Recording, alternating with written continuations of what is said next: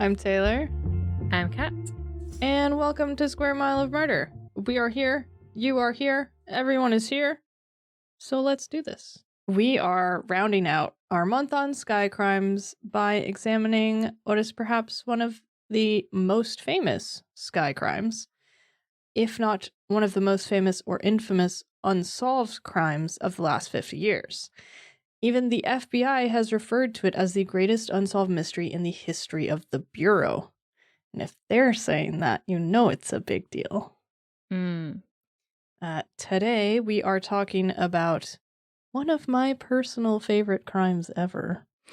The hijacking of Northwest Orient Airlines Flight 305, or NORJAC, or as you may know it, the story of D.B. Cooper.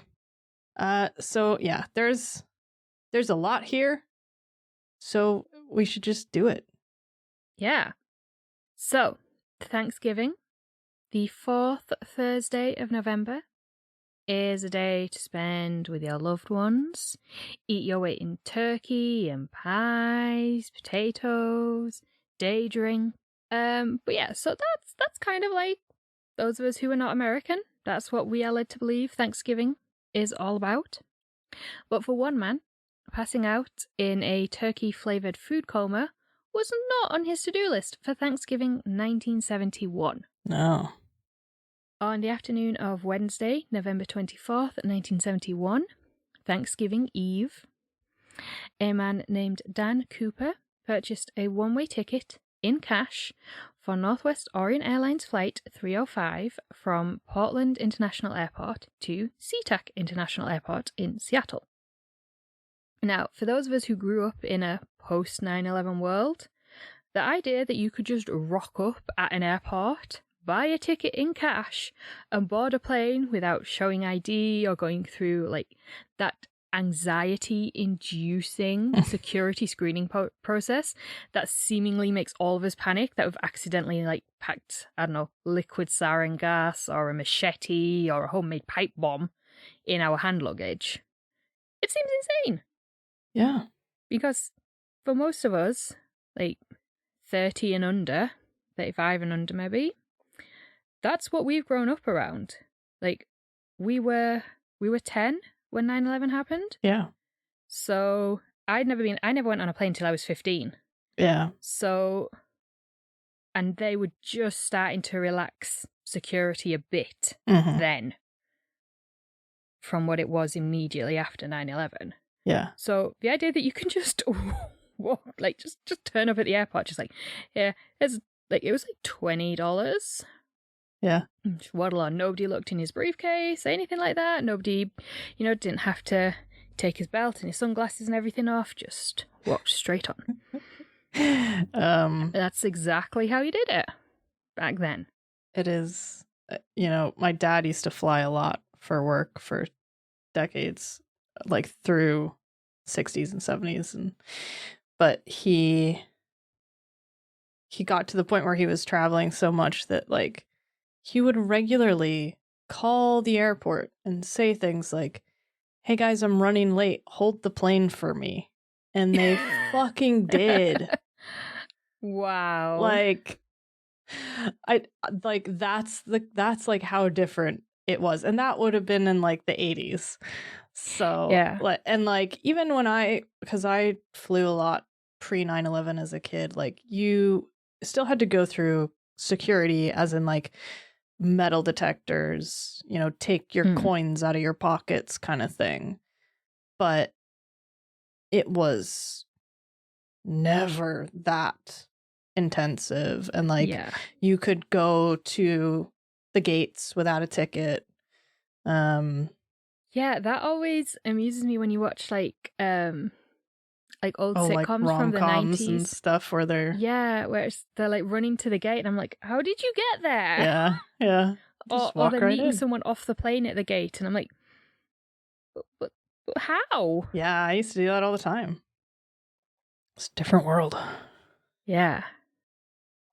So the Boeing 727-100, or perhaps airplane people would correct me and say that should be said the Boeing 727-100 or 100. I don't know plane language.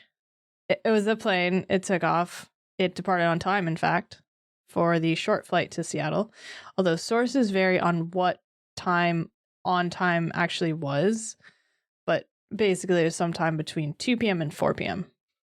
So Cooper was one of 36 passengers along with the small airline crew.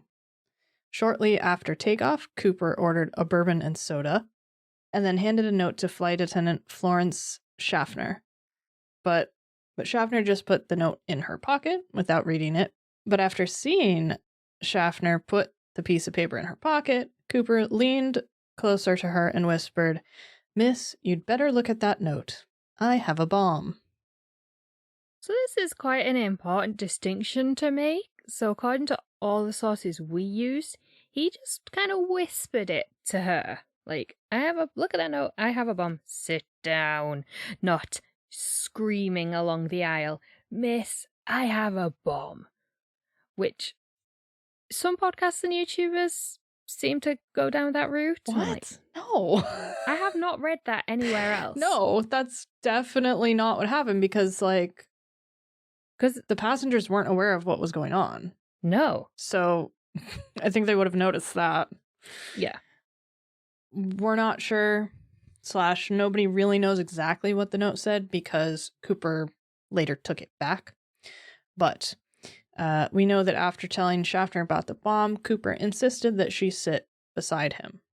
After sitting down, Schaffner asked to see the bomb, and Cooper briefly opened his black attaché case, the only possession he had taken on board with him, just long enough for her to glimpse the 8 red cylinders inside, believed to be dynamite, attached to a battery via a set of wires.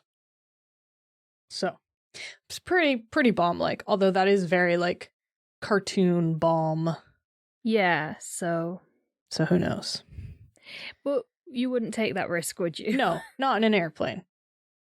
Definitely not. So, after showing Schaffner the bomb, Cooper explained how it would work and then made his demands. $200,000 in cash, which is worth about $1.4 million today, 4 parachutes, and a fuel truck standing by ready to refuel when they landed at SeaTac. He also is reported to have said, "No funny stuff or I'll do the job." Because it's the 70s, eh? Yeah. Was it 71, right? Yeah. Schaffner relayed these demands to Captain William A. Scott, who contacted Air Traffic Control, who then in turn contacted local and federal authorities. Quickly, the ransom payment was authorized, and the airline instructed staff to comply with Cooper's demands.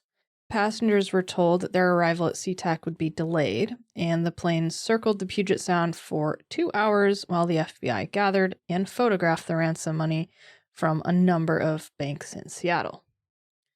Now, the bills weren't marked, but their serial numbers were recorded, and that will become important later. Yeah. More than 2 hours late, the plane finally landed in Seattle, which is quite a long time to be circling Seattle when the Portland to Seattle flight is less than an hour. It's 50-some minutes. Yeah, you could just go back and forth. If that's flying from Newcastle to Amsterdam or Dublin or London. If I was on one of those flights and I was circling around for 2 hours, I'd be like, why? Yeah. Just why? Like you say, you could go back and come back again. Yeah. That was too late. So Cooper had instructed the crew to close all the window blinds to discourage the feds from having snipers trying to shoot him, because they did have snipers there on the tarmac in case the opportunity arose. Al Lee, who was the airline's Seattle operations manager, delivered the backpack filled with the ransom money to the runway, along with the 4 parachutes, and flight attendant Tina Mucklow collected the money and parachutes and then went back on board to give to Cooper. And once Cooper had them all, he allowed the passengers and some of the crew, including flight attendant Florence Schaffner, to deplane. Because I think when they landed, they were told it was a mechanical issue as to why they couldn't yet deplane. And while the plane was being refueled, which took longer than Cooper anticipated and began to irritate him, he outlined the flight plan to the crew still on board. The plane was to head for Mexico City, but Cooper had some conditions for the flight. Now, according to the Wikipedia page on DB Cooper, he said the plane had to travel as slow as possible without stalling, which is about 115 miles an hour, 185 kilometers, at a maximum of 10,000 feet. The landing gear was to remain deployed. Once in the air, they couldn't lift it. The wing flaps were to be lowered to 15 degrees, and the cabin was to remain unpressurized. The wing flaps I have no understanding of, so, I think they produce drag, right? It just slows it down. I know it's all to do with balance and things like that. Like, they can adjust them for, like, turbulence or clouds and things, but... So it's someone who actually knows something about... Yeah. Clearly, this isn't his planes. first time on an airplane, and he probably has some experience with them. He also demanded that the air stair remain extended with the rear exit door open, but the airline refused as it was too dangerous. So the crew showed Cooper how to operate it before they took off again. Unfortunately, there was a problem. The plane's range was only about 1,000 miles, and it would not make it to Mexico without stopping to refuel. So eventually, the Reno Tahoe International Airport was agreed on as a suitable refueling stop. Just after 7:40 p.m., the plane took off from SeaTac with Cooper and a 4-person crew of Captain William A. Scott, First Officer William J. Radizak, Flight Engineer Harold E. Anderson, and Flight Attendant Tina Mucklow. After takeoff, Cooper instructed Mucklow to join the rest of the crew in the cockpit. Then at around 8 p.m., warning lights flashed in the cockpit indicating that the air stair had been activated. The pilot used the intercom to ask if Cooper needed assistance, but he replied no. And this was the last time that anyone spoke to Cooper.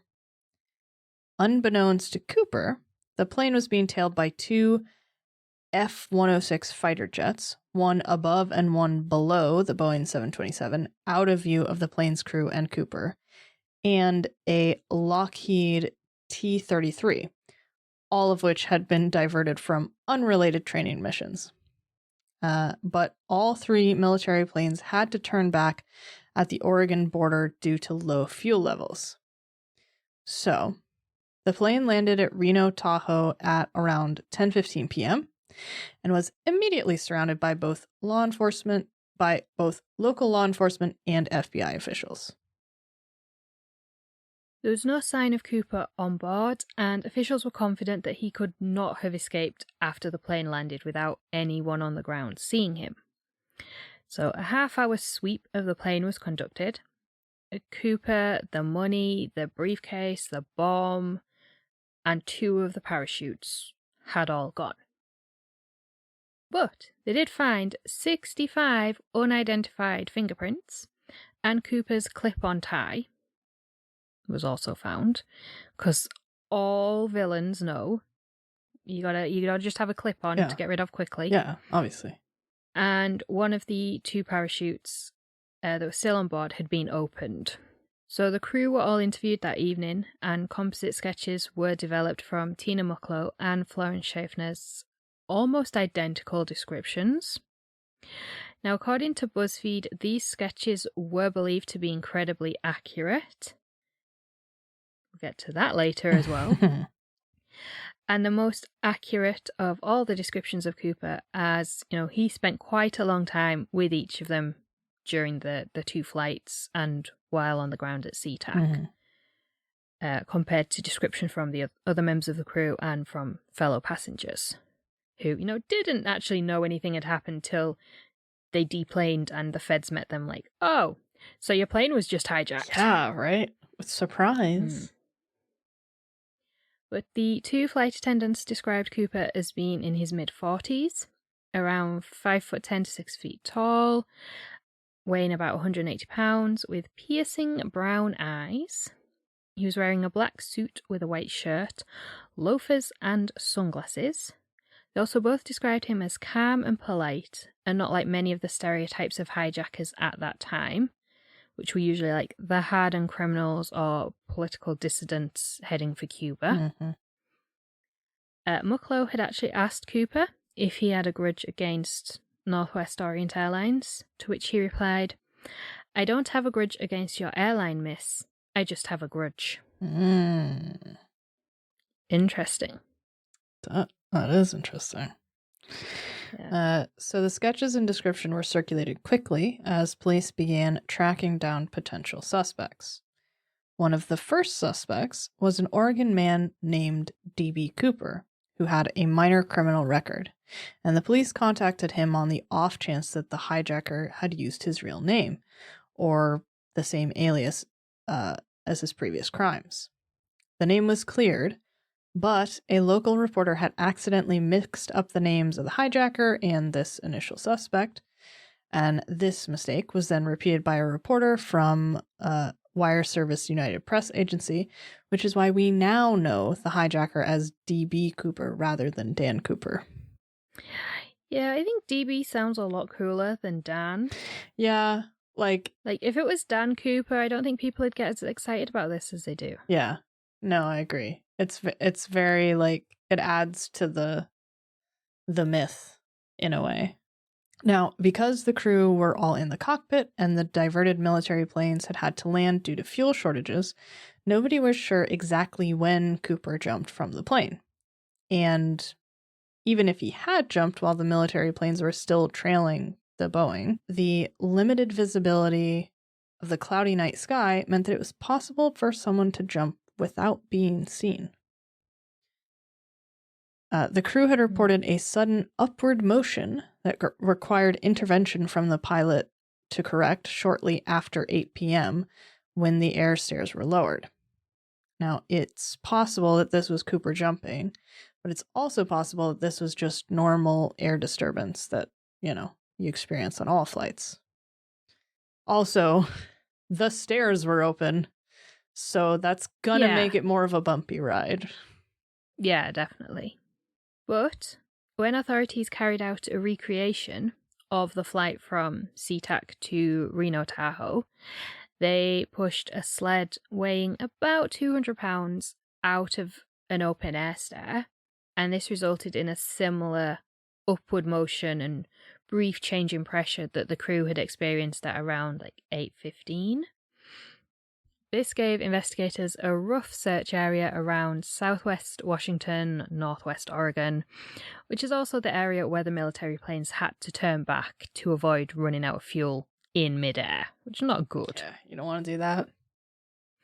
Now, the pilots of the military planes did not see anyone jump, nor did they detect a parachute on their radar, but it is possible that a person dressed all in black could jump without being seen, and if they didn't open the parachute until as late as possible, they could have literally flown under the radar and avoided detection.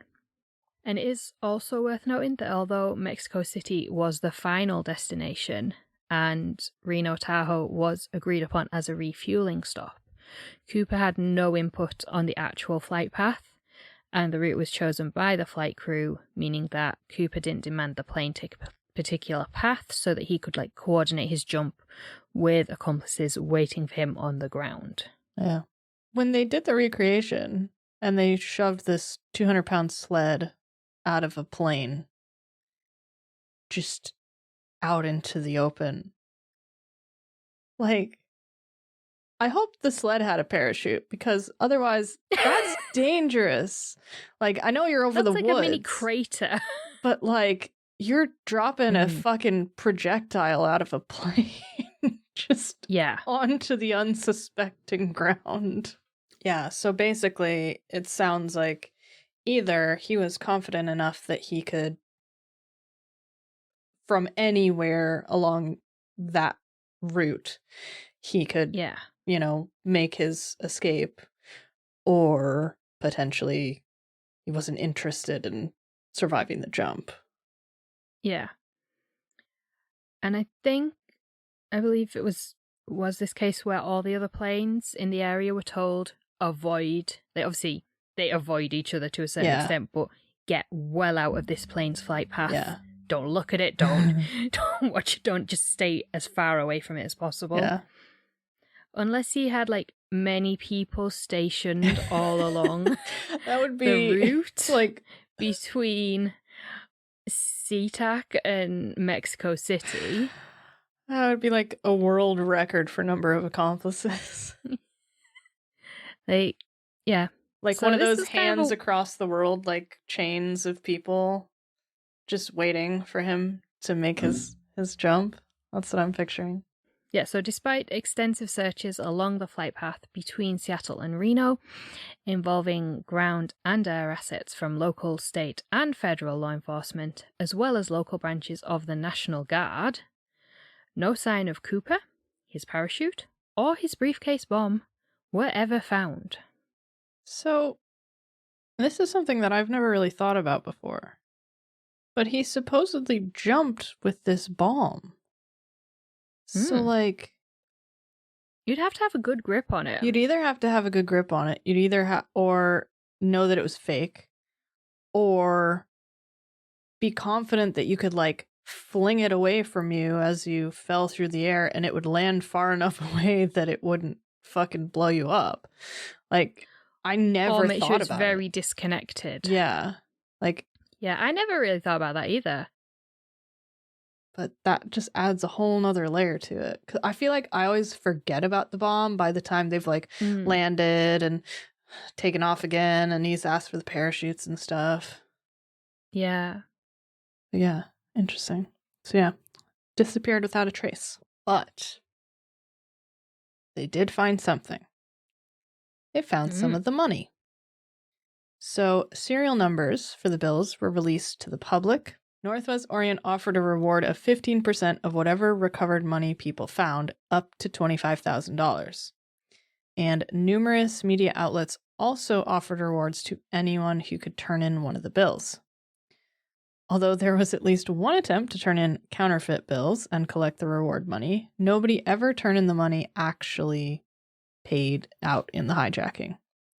However, in February 1980, a family who were vacationing on the Columbia River in southern Washington found 3 packets of cash on a beach known as Tina Bar, which was about 20 miles away from the community of Ariel, which was one of the places investigators suspected Cooper could have landed had he jumped when the crew felt the sudden upward movement and change in cabin pressure.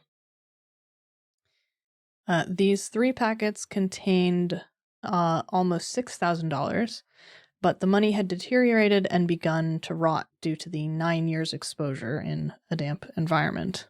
Further examination of the bills revealed that they had been in the river and deposited on the riverbank by river movement rather than intentionally placed there or dropped there from the air, bringing up more questions than answers.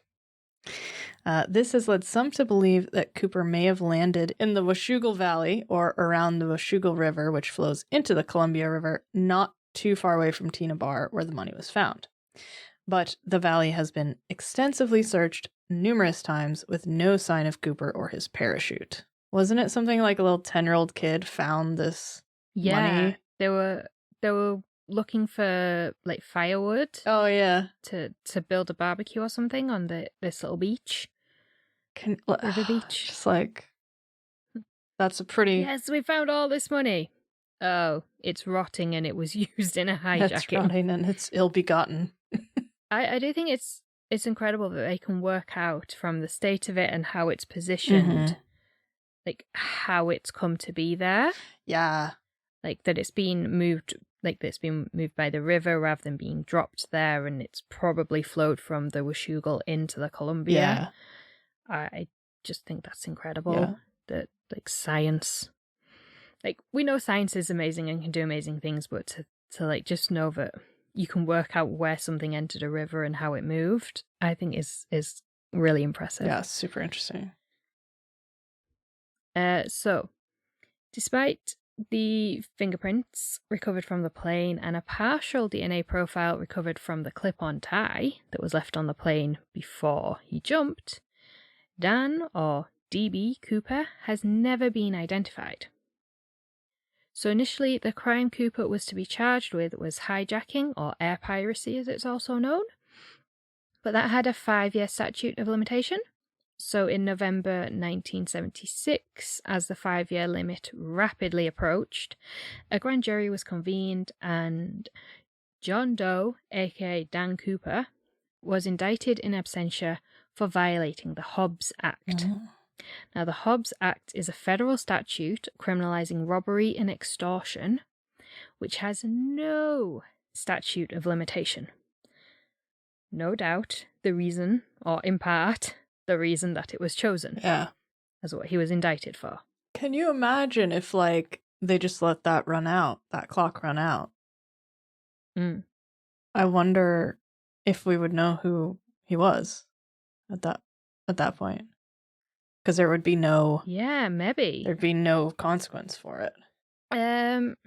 So, the FBI continued to investigate and attempt to identify Cooper for almost 45 years before closing the case in July 2016, citing the need to refocus resources on more urgent priorities. I remember when this happened, I was like, no, they can't close it. But also, it's been long enough. However, they will continue to investigate if they receive credible new information and evidence. Which, like, yeah, I get why people are pissed if they close a case like that, but also after 45 years, there's no money being recovered, there's no trace, even the parachute. Yeah. Like, okay, if he just rocketed to the ground, yes, he would die, his body could be scavenged by animals, even the bones could all have been taken away and, separated by animal scavenging. That parachute, or at least something of it, should have been found. Yeah. So if they haven't found that after 45 years, I think it's like there are definitely more urgent things going on now that they need to spend their money and time on. Yeah. But during the 45-year-long investigation, more than 1,000 suspects were investigated and eliminated, along with a number of hoaxers. Two of the most well-known hoaxers were Donald Murphy and William Lewis, who in November 1972 impersonated Cooper in order to sell a tell-all story to the media. They were both arrested and charged with extortion. Fair enough. There were also a number of deathbed confessions from men who claimed to be D.B. Cooper or to know something about the case, but then died before giving any more information. One of these deathbed confessions came from Dwayne L. Weber, who 3 days before his death in 1995 said to his wife Jo, "I am Dan Cooper." At the time, she didn't realize the significance of his confession, but in the months following his death, she told a friend about the confession, and they explained to her who Dan Cooper was. So, Jo went to a local library to research the case, where she found a book on the case with her husband's writing in the margins. That is incredible. Yeah, like, that's wild. I also wonder if, like, because he said, "I am Dan Cooper," I wonder if that's why she didn't realize at the time. Yeah. Like, because it's just become known as D.B. Cooper. Yeah, I'm sure. Like, I think probably only people who actually spent time actively, like, reading about the case or hearing about the case in some way would probably... Because it was still, even after it was realized that, like, that was the wrong name, it still stuck. Yeah.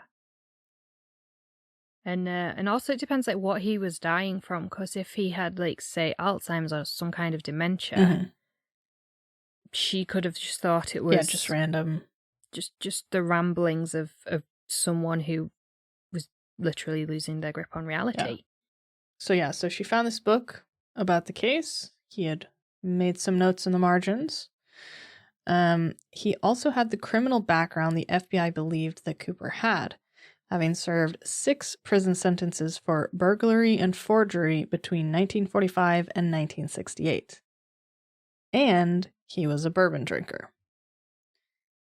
I think every suspect, they're like, he was a bourbon drinker. Yeah. Like, I take issue with that because it was the 70s, late 60s, 70s. Like, what white man in America wasn't a bourbon drinker and a chain smoker? Like, that was literally everybody. So I kind of discount that part of it. It's like, oh, well, he drank the same drink, but like, right. So his wife Jo also recalled the couple took a trip in 1979 to Seattle and then the Columbia River in southern Washington state, just a few miles from where the money was eventually found on Tina Bar Beach. However, interesting. it is very interesting. However, Weber was eliminated by the FBI in 1998 when his fingerprints did not match any recovered from the plane, nor did his DNA match the partial profile recovered from the clip-on tie left on board when Cooper jumped. Now, obviously, we cannot look at all of the suspects because, as we said before, over 1,000 of them have been cleared. I think there was about 25 on the list who haven't been cleared. Yeah.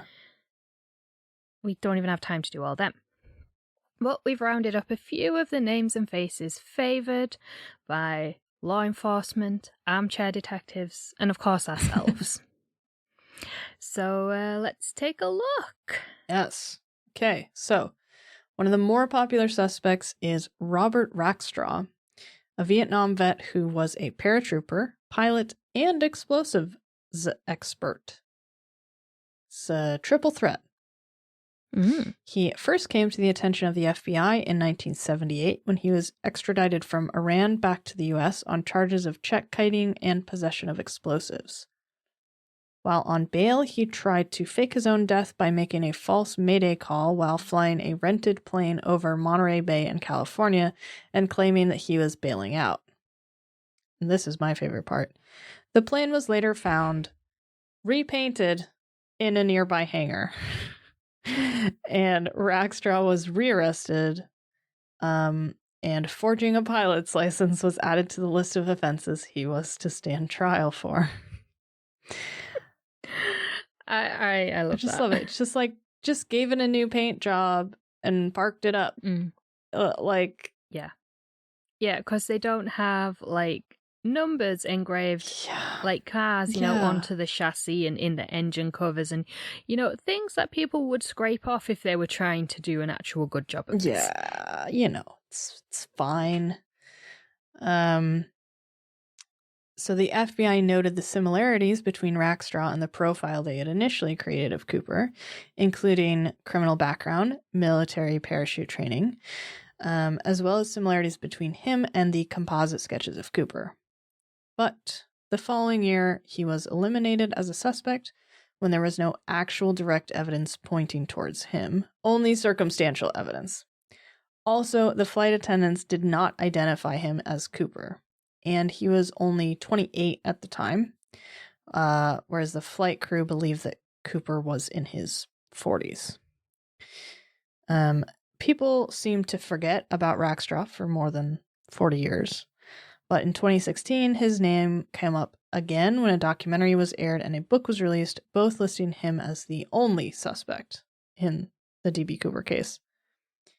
Whoever did those sort of missed 999 other folks, didn't they? Yes. And that was Thomas Colbert, who in 2017, along with a group of volunteers, found what they believed to be part of Cooper's parachute strap at an undisclosed location in the Pacific Northwest. Oh, sure. Like, that's not a good... Like, you need to disclose your locations. And later, they uncovered a piece of foam believed to be part of the parachute backpack, also found in an undisclosed Pacific Northwest location. Yeah. Yeah, not buying it. Colbert also claims to have a letter from Rackstraw where he confesses to being Cooper. This letter was supposedly written using code, which Rackstraw would have used in Vietnam, and was cracked by one of Colbert's volunteers, who was also a Vietnam veteran. Yeah. Sure. But not everyone is convinced. Me, if you can't tell. I think Taylor's not convinced either. No, not. Just from the faces you're making. I'm not convinced by this quote unquote recent evidence. Like the initial like matchups of him is kind of convincing, although he does seem like he's too young. But if he lived a hard life, like a lot of people did back in the day, then maybe he looked older. Yeah. And also, when you look at people from like the 60s and 70s, and like, oh, they were in their 30s, and I'm like, were they? They look like they're in their 50s. Yeah. Like, I think people seem to age differently. I don't mean just in terms of like cosmetic surgery and like anti-wrinkle creams and things. I just think people look different now. Yeah, no. At like certain ages to like say like 50 years ago. Absolutely. So yeah, according to an article by All That's Interesting, which is linked below in the show notes, Colbert claims he has embarrassed the FBI by managing to solve the D.B. Cooper case with his group of amateur investigator sleuths, while the FBI agents had been unable to for 45 years. And now there is a high-level cover-up to save face. Obviously. I mean, they eliminated him like nearly 40 years earlier, so I think that's got more to do with it. Maybe that's possible. Rackstraw denied Colbert's claims, although he had been happy previously for people to think that, just maybe, he could have been D.B. Cooper, dancing around questions and suggestions that he could have been the hijacker. Can neither confirm nor deny. But following Colbert's book, he said he lost his boat repair business because people didn't want to go to him because they thought he was a hijacker. Yeah. And, a literal domestic terrorist. Yeah. And he died of heart disease in July 2019 in his mid-70s. Okay, so another and quite recently named suspect, and this one is my sort of long-held favorite, is Kenneth Christensen, whose own brother Lyle became convinced that Kenneth was Cooper after seeing a rerun of the Unsolved Mysteries episode about D.B. Cooper. And the link to that episode on YouTube is in the show notes as well, if you want to check that out. There's a few interesting things on that episode. Yeah. So his brother Kenneth had died in 1994, and on his deathbed had said, "There is something you should know, but I cannot tell you." Lyle... And then he died. and didn't tell him. Lyle became convinced that this partial confession was related to the D.B. Cooper case. But the FBI weren't interested, and neither were a number of filmmakers and authors that Lyle contacted in the hopes that they would be interested in the film or book possibilities of the story. Eventually, he hired P.I. Skip Porteous, who in 2010 published a book about his investigation. So Kenneth Christensen had been a flight attendant and a flight purser for Northwest Orient, but he had previously been a plane mechanic, and he had the military background that law enforcement thought D.B. Cooper would have had, having served as a paratrooper during the Second World War. Christensen was 45 at the time of the hijacking. He smoked and drank bourbon, as Cooper did, although he was shorter and thinner than the hijacker as described by the flight attendants. Florence Schaffner has reportedly said that Christensen matched her memory of Cooper more closely than any of the other suspects whose photos she had looked at, but she couldn't conclusively say yes or no. Now, interestingly, in the Unsolved Mysteries episode, which originally aired in 1988, that covers D.B. Cooper, Florence Schaffner said that the famous sketch of D.B. Cooper, which was widely believed to be incredibly accurate, is not actually that accurate. Which I think is quite interesting. Yeah. And also, we've talked before about the accuracy of composite sketches and things like that, and people being like, "Oh, it looks just like him." I don't see it.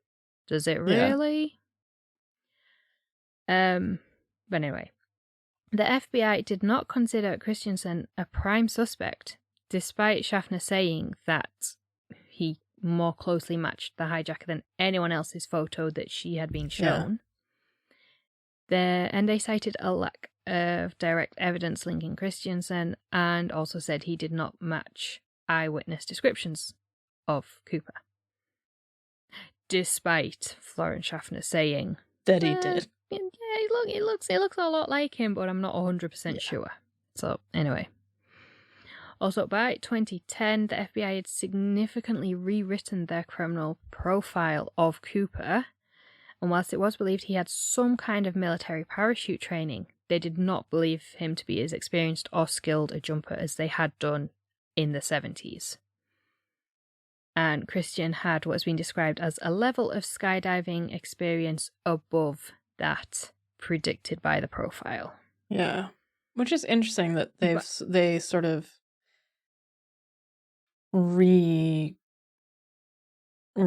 that profile over time.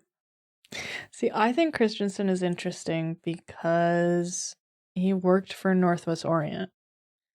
And he had been a flight attendant, he'd been a purser, so he would have been very familiar with their planes, with their fleet, with their sort of systems of operation and processes and flight schedules and all this stuff. And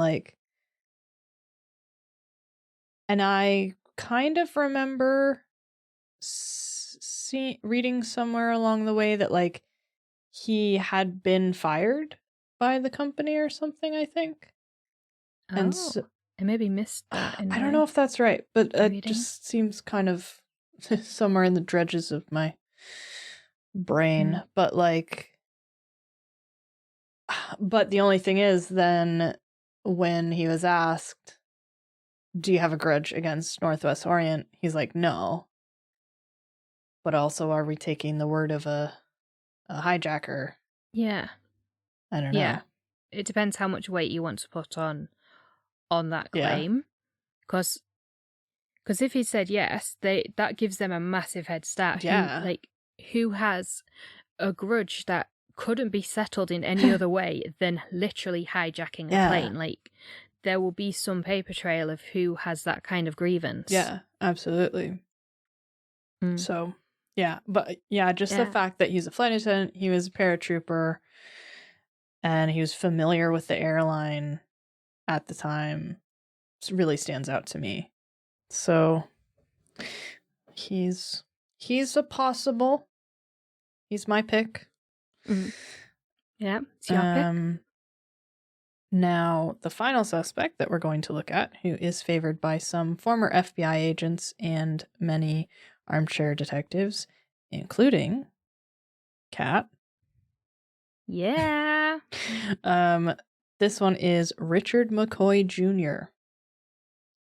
So, Richard McCoy was a Vietnam veteran who served 2 tours with the U.S. Army. The first as an explosives expert and the second as a helicopter pilot. And he was also an avid skydiver.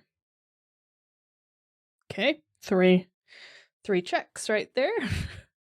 Yeah. But it wasn't his military record that brought him to the attention of the feds. It was, in fact, the hijacking of another Boeing 727 less than 5 months after Cooper hijacked Flight 305. On April 7th, 1972, United Airlines Flight 855 from Newark to LAX landed in Denver for a scheduled stopover. And this is where McCoy boarded the plane using the alias James Johnson. Once the plane was up in the air, McCoy hijacked the plane, but rather than a bomb, that like what was used in the Cooper case, used an unloaded handgun and a novelty paperweight that looked like a hand grenade. Sure. he demanded $500,000 in cash and 4 parachutes, which were delivered to him after the plane landed at San Francisco International Airport. Once the plane was back in the air, we're not exactly sure where it was heading for, because McCoy had ordered the pilot to fly east in a zigzag pattern. There's also a lot less information about this hijacking as there is about Northwest Orient. So makes sense. Not in as much detail. But once I wasn't there. Once they were in the air and flying over Provo, Utah, McCoy jumped from the air stairs. But there was kind of a problem. McCoy had left his fingerprints on the magazine he had been reading and on the note that he had handed to the flight attendant. And he was arrested 2 days later after a tip-off from a motorist who had picked up McCoy hitchhiking while wearing a jumpsuit. Whoops. Yeah. So McCoy always professed his innocence, but was found guilty of air piracy and sentenced to 45 years in prison. There were a number of similarities between the two hijackings. Both Cooper and McCoy hijacked and parachuted out of a Boeing 727. They both requested 4 parachutes along with large sums of money they were extorting, used notes to alert flight attendants to their weapons, and they remained fairly calm throughout the entire hijacking. Now, according to BuzzFeed, both notes also contained the phrase, "no funny stuff," which just very 70s. Yeah. Or just very old and timey. Yeah. Before our time. Now, despite these similarities, the FBI ruled him out, citing a lack of resemblance to the sketch of D.B. Cooper, and there being credible evidence that McCoy was in Las Vegas, and then back home with his family in Utah for Thanksgiving the following day. Now, 2 years into his 45-year sentence, in August 1974, McCoy and 3 accomplices commandeered a garbage truck and escaped from Lewisburg Federal Penitentiary in Pennsylvania. 2 of the group, Joseph Harville and Larry Bagley,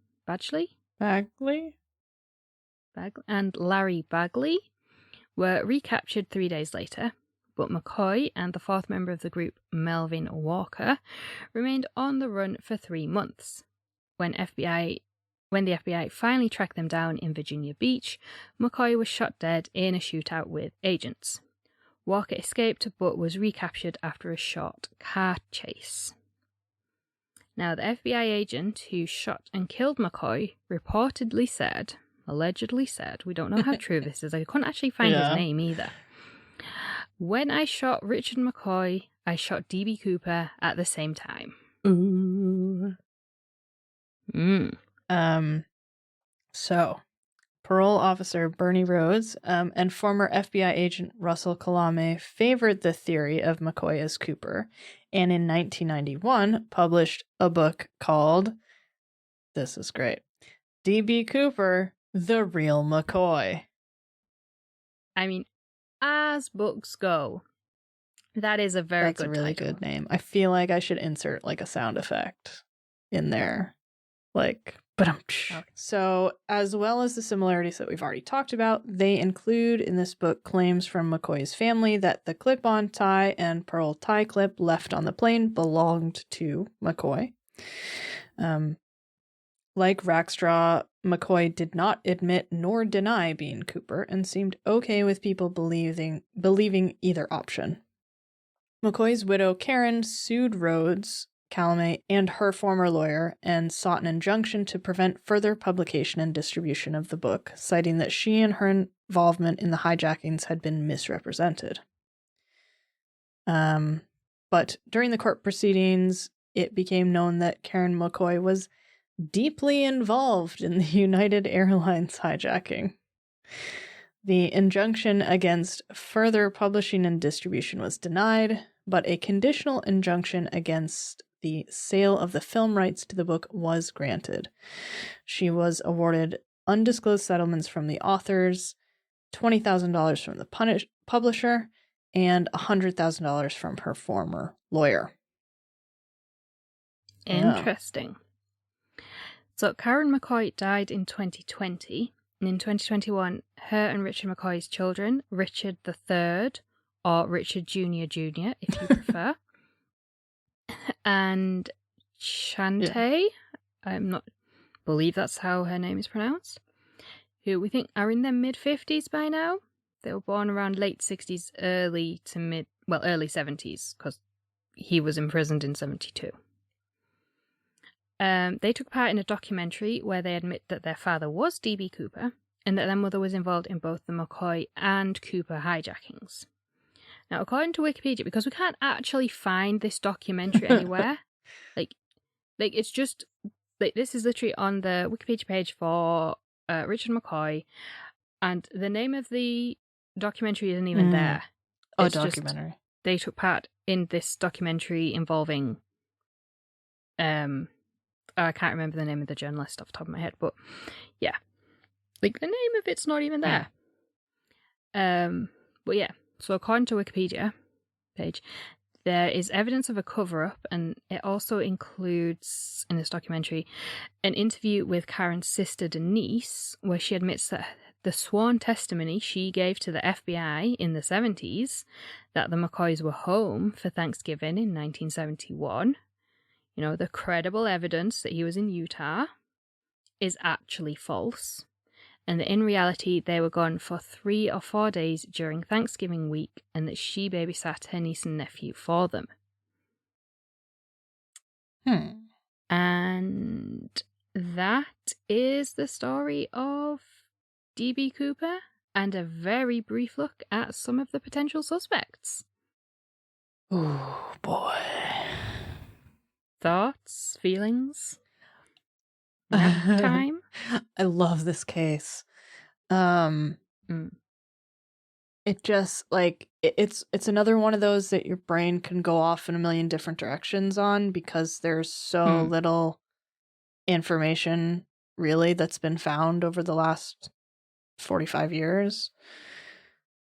Well, it's 50 years now. True. 50 years last Thanksgiving. Yeah, that's right. But yeah. So one of the things that I always think about in this case also is the parachutes. So he requested 4 parachutes. He got 4 parachutes. But at least one of them was an instructor unit. And it was actually sewn shut. Yeah, and that's one of the ones he jumped with. So I always kind of wonder, but also if he was familiar with, so that's the question, was he familiar with parachutes? Because if he was, he wouldn't have worn that one to jump. He maybe just took it with him. Or was he not familiar with jumping out of a plane, and maybe he put that one on, and when he went to pull the ripcord, fuck all happened, and he plummeted to his death. I don't know. Well, that's interesting as well, because they revised the profile originally. They thought he was someone who knew about, had experience with parachuting and with skydiving, but then after a few years, they're like, maybe not. So, I don't know. It's really, it's tricky. It's and it's also, I feel like, one of those things where, the second you read about a different suspect, you're like, oh no, yeah, that could be the guy. Because they're so, it's just, you're grasping at straws, really. Yeah. Yeah, and the smoking and the bourbon is cited as being oh well, he was also a smoker and a bourbon drinker, so it could be him. It's if you're using that, like you say, that was every man in America in the 70s. If that's part of your profiling, of course you're going to come up with thousands of suspects. Speaking of, so we didn't put this in the main script, but on the Wikipedia page on the list of suspects, our old friend John List is mentioned as a potential suspect. Oh, yeah. Now, you may remember, is it last year? Maybe even the year before. We did an episode on the List family murders. And John List murdered his entire family and was on the run for 20 years? Yeah. Maybe a little I can't more. remember the details. But a forensic sculptor came up with this bust of how they believed he would age, and it was shown on like America's Most Wanted or Unsolved Mysteries or something, one of those kind of shows. And he was found quite quickly after that, and the bust was exactly like you would have thought he was looking at him when he was making that bust. This forensic sculptor. So yeah, if you haven't listened to that, go back, listen to it. It's like episode 30 something, I want to say. Is it? I didn't realize maybe it was that early. It was later, but that was one of my favorites. Yeah, that's so interesting. But yeah, John List was a potential suspect. What's also interesting about List is that he disappeared in early November 1971. So I just looked it up. He disappeared after murdering his entire family on November 9th. So one of the reasons why he came up was because people were already looking for him.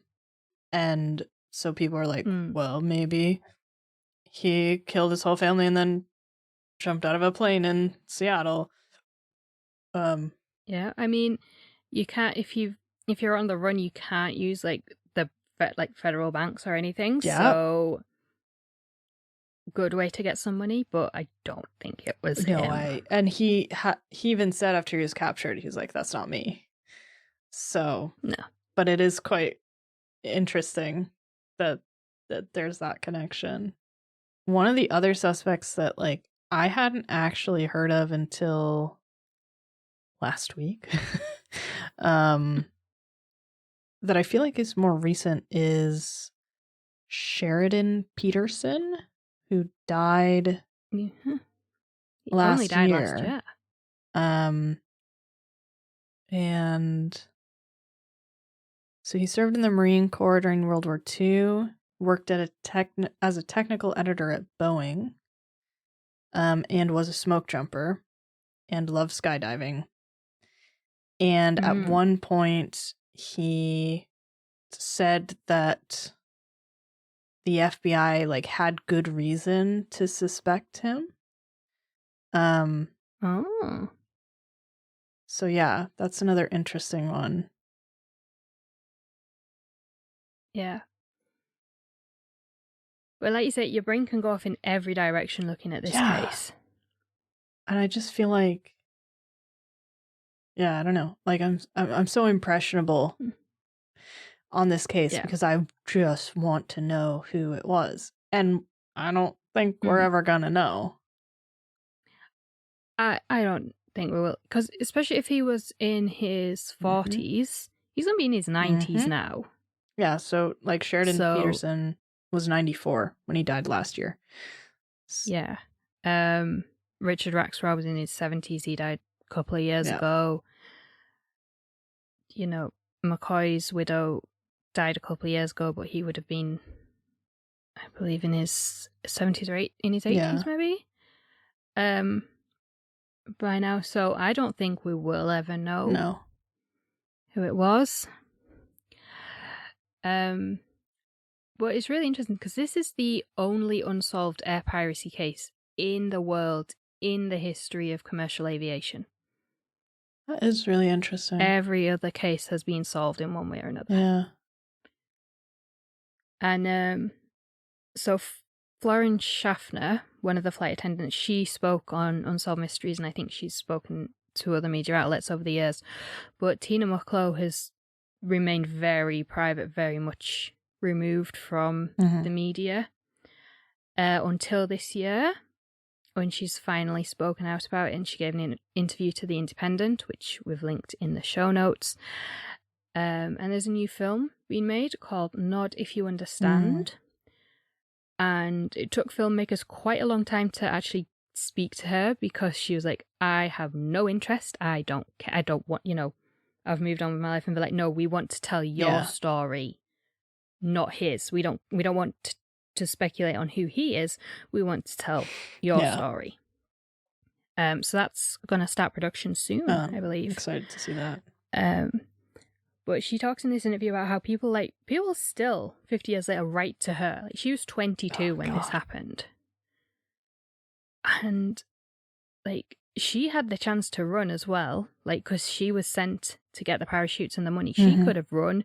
She could have stayed on the tarmac. She didn't have to get back on that plane, but she did.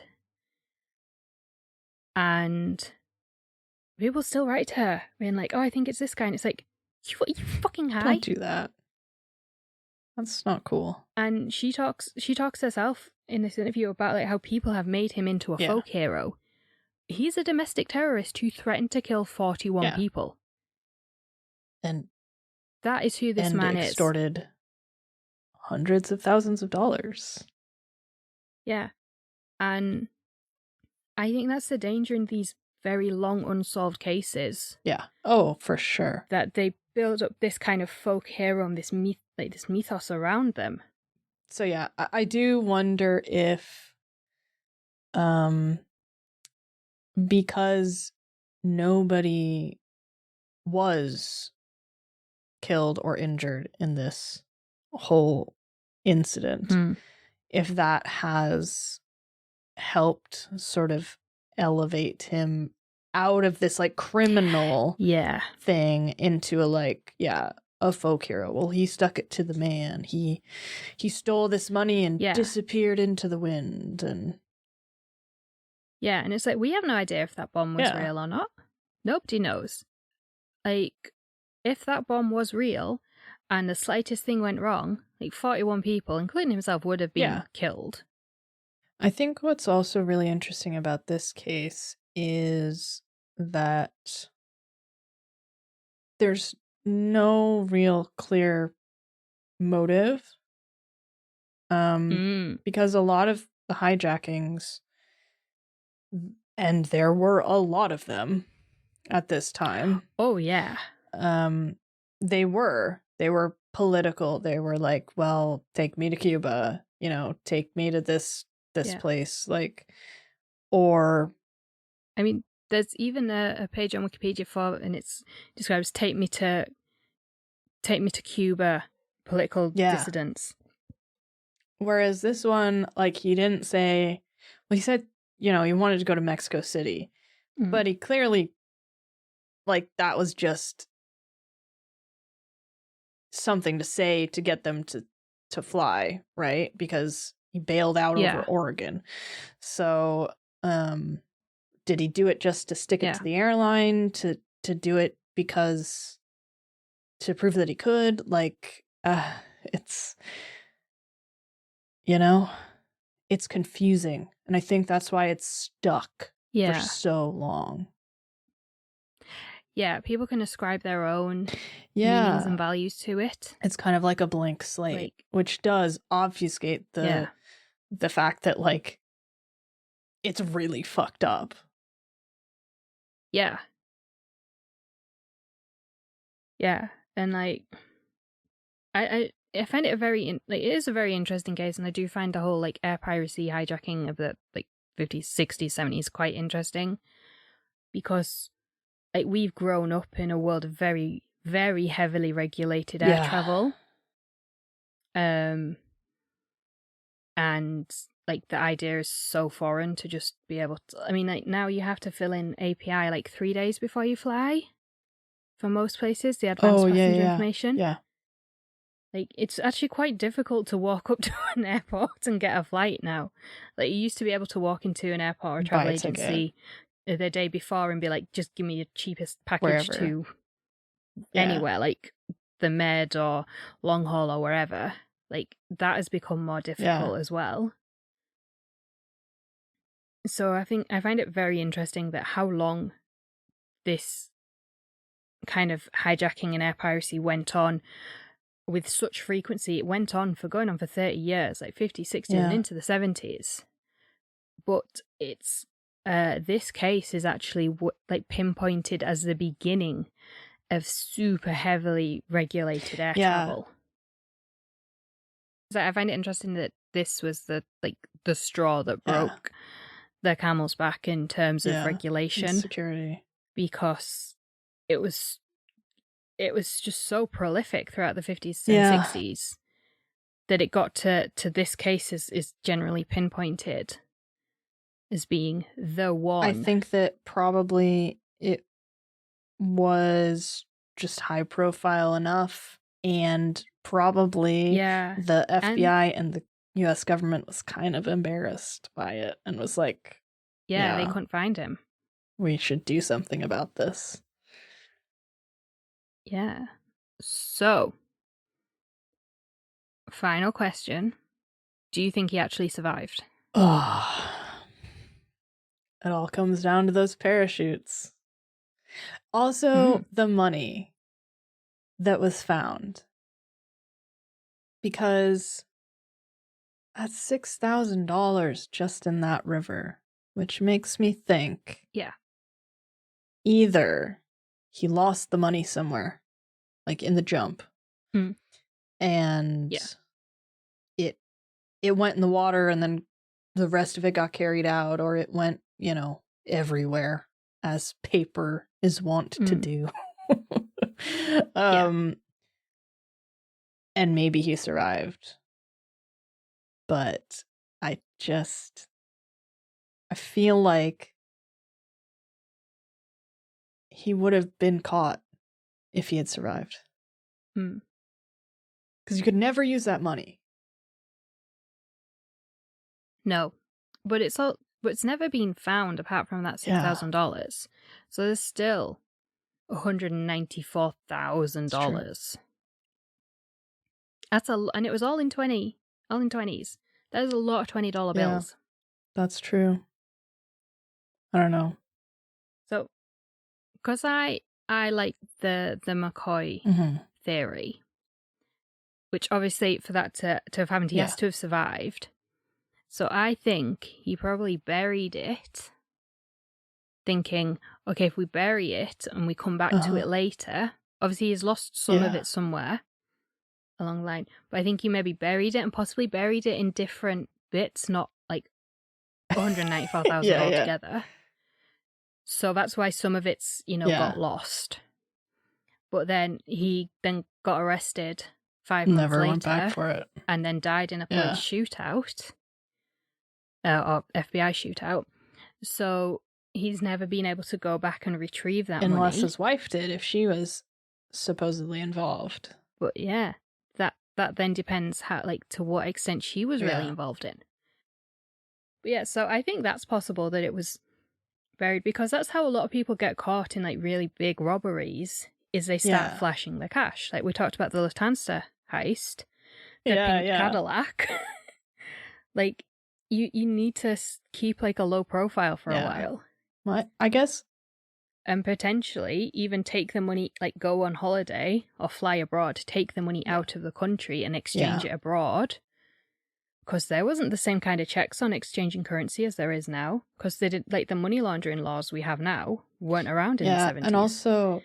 So you could take it out of the country, exchange it, and then go fly and live somewhere on a tropical island where nobody knows you. And if, say, he wanted to go to Mexico, if he survived the jump, maintained control over the money, and made it to Mexico by other means, by getting on a train, whatever, then I mean, he could potentially just take the cash and slowly, bit by bit, $20 bill by $20 bill, exchange it for whatever currency wherever he was. And I think that's the key too. It would have to be, you couldn't just go up to Banco Mexico, which is a real thing. Oh, yeah. That's not just an American racist adding an El Banco de Mexico. But like you couldn't just rock up and be like, here's my 200,000 or $196,000, please exchange it. But like if he was just exchanging money with local merchants, well, that's the thing, because some places are happy to take US dollars, to take British pounds, to even to take euros in some places. I don't know, like maybe Canadian or Australian dollars are the same as well, but yeah, in some countries where they have a lot of tourists from that country, they're quite happy to exchange, like informally exchange totally. Currency that's not legal tender. Yeah. So I don't know. So like but this is the thing where it's like your mind can go off in 1,000 directions. And also, like, I guess if you favor any particular suspect, you have to believe that they survived. Yeah. They survived. So yeah. Because nobody just vanished on that day. That we know of. But yeah, no, I think the money was probably, like, if he survived, whether it was McCoy or Christensen or someone else, I think the money is buried somewhere, you know, with an aim to going back to it at some point when the heat is off, so to speak. And like, if it was McCoy, obviously that didn't happen because less than 6 months later, he did the same thing but got arrested. Was the United Airlines had a higher money ask? Yeah, that was $500,000. Like, escalating. I could see that. Like he's gotten away with it.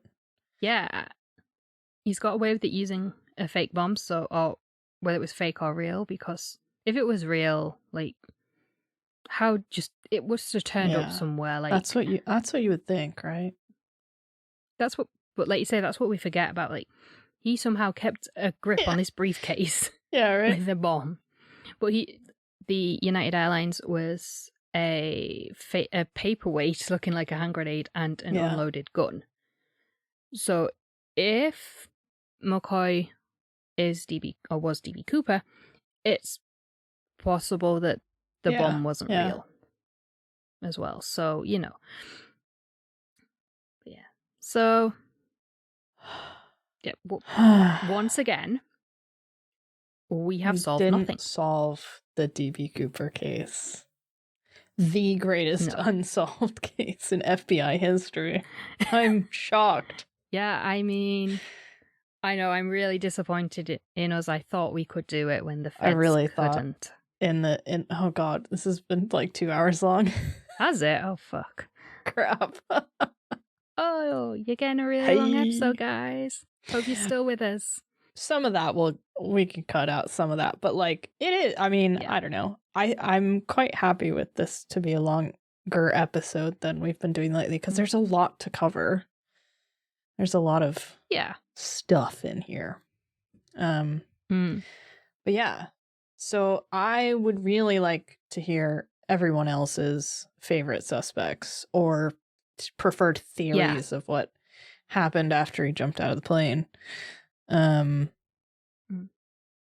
This is also another one of those, sorry to backtrack, but like where like he just disappeared and nobody was watching at the time. It's another Alfred Lowenstein where like he's out the back of the plane, but everyone else is looking in the other direction. So like what if there was an inside man in the flight crew? And so, but I don't know where he would have been. So never mind. Don't listen to me. Okay, you can cut this bit out. No, I'm going to leave it in. Oh, okay. But yeah, it is interesting. Like he jumped when no one was looking. Yeah. So like they think that he jumped at this time. I don't know. Yeah. I can't stop. Like now that we've started this, I can't turn it off. Okay, anyway, right. Tell us your theories. Yeah. Tell us your preferred suspects. Tell us if you are Dan Cooper. Yeah. Dan, if you're listening. So yeah, let us know. And here we go, guys. You're probably used to hearing this by now. Should probably rewrite this at some point. Yeah, we should. But I mean, we can swap it round. I'll go if you want. We'll do each other's. Sure. So, if you like the show, and why wouldn't you? Yeah. Be sure to rate and review us on your podcast app of choice, if they allow, especially Apple Podcasts, because that helps us reach more people. And subscribe so you never miss a new episode, because why would you want to miss this? Right? I know. And if you want to get some cool Square Mile merch, we have a selection of awesome products with cool designs. You can get those at the link in our show notes on our website, or at just going straight to squaremileofmurder.store, I think. Yes. I should know the link. You've heard me say it enough times. Yeah, but sometimes we just tune out when we get to this bit. So do I, honestly. And dear God, listeners, I hope you do too. But if you haven't, and you are here and you are listening, and for whatever godforsaken reason you might like to help us cover the cost of making this show and help us invest in the future of the podcast, there is a way for you to do that by joining our Patreon page. Tiers start at just £1 per month. Every patron gets regular episodes a day early, a shout out on the show after you join, priority case requests, and a lifetime discount on merch. And that's all for £1 a month. As the tiers go up, you get even more cool stuff, including bonus episodes, some fun little goodies in the mail. Sometimes we release unedited versions of our episodes. We've been doing that a little bit more recently. Yeah, I think we should do that more often. Yeah. She says as though she has anything to do with that. As though she's the one that edits. Yeah, no. Yeah, so if the parts of this podcast that you like most are the parts where we go off track, and you'd like to hear more unedited episodes, which it'll cost you £2 a month. It'll cost you £2 a month, but we have that. Yeah, so we do. If that's something that interests you, you can check all of that out at patreon.com/squaremileofmurder. Links where you would expect to find them. That's it. And we will be back next week. We'll see you then. Yeah. Thanks for listening. Thanks. If you're still here. Dear God. Go home. Go home, everyone. Where do you think they are? They're probably all home. You can't really listen to this stuff in the office. Well, you can if you're me. I used to. Yeah. But I used to have an office to myself. I mean, okay, don't go home. Just stop doing the dishes. Yeah. Take a break. Go do something else for a while. Yeah. I don't know. Goodbye. Bye.